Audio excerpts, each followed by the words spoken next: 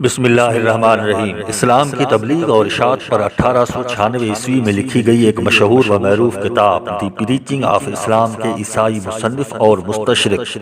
Professor T.W Arnold یعنی Thomas Walker Arnold 19 April 1864 میں England میں پیدا ہوئے اور 9 جون 1930 کو 66 برس کی عمر میں وفات پائی۔ T.W آرنولڈ ادبیات، تاریخ اور فلسفی کے ساتھ اسلامی علوم، تقابل ادیان اور عربی اور فارسی کے ماہر استاد اور پروفیسر بھی تھے۔ آرنولڈ 10 سال تک علی گڑھ کالج اور پھر گورنمنٹ کالج لاہور میں فلسفے کے استاد بھی رہے۔ آرنولڈ کے معاونین اور خیر خواہوں میں سر سید احمد خان اور مولانا شبلی نعمانی محتاج تعارف نہیں ہیں، اور لاہور سے انگلینڈ تک آرنولڈ کے شاگردوں میں ایک بہت بڑا نام شاعر مشرق علامہ محمد اقبال کا ہے۔ علامہ اقبال آرنولڈ سے نہ فقط فلسفہ اور حکمت میں مستفیض ہوئے بلکہ 1904 میں جب آرنولڈ ہندوستان چھوڑ کر انگلستان واپس جا رہے تھے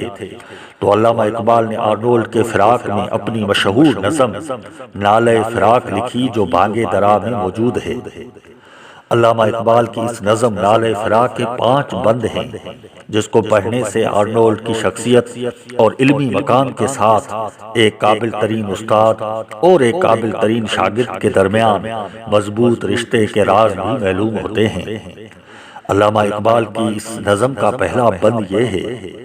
جا بسا مغرب میں آخر اے مکان تیرا مکین، آہ مشرق کی پسند آئی نہ اس کو سرزمین، آ گیا آج صداقت کا میرے دل کو یقین،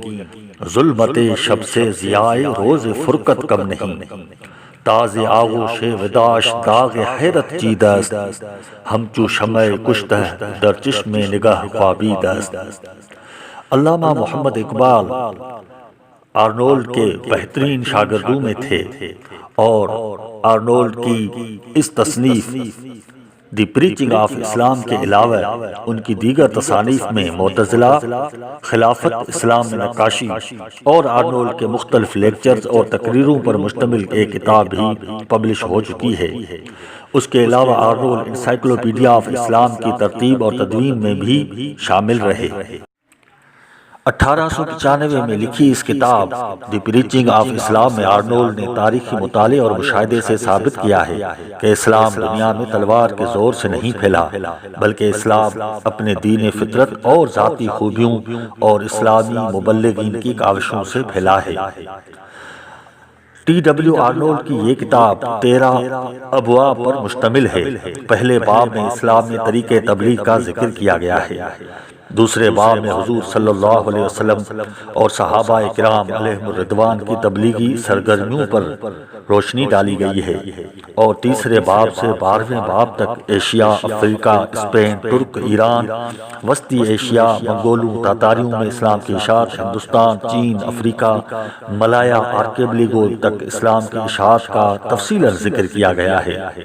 اور کتاب کے آخری 13ویں باب میں اسلام کے سنہرے اور بنیادی اصول پر روشنی ڈالی گئی ہے، اور اسلام اور عیسائیت کے تبلیغی طریقوں میں نمایاں فرق کو بھی بیان کیا گیا ہے۔ T.W آرنولڈ کی اس کتاب کے آخر میں 4 ضمیمے بھی شامل کیے گئے ہیں، جس میں پہلا ضمیمہ جہاد کی حقیقت کے حوالے سے ہے، اور دوسرے ضمیمے میں عبداللہ بن اسماعیل الہاشمی کا ایک تاریخی خط دیا گیا ہے جو اس نے اپنے ایک عیسائی دوست عبدالمسیح بن اسحاق الکندی کو اسلام کی حقانیت پر لکھتے ہوئے اسلام کی دعوت پیش کی تھی،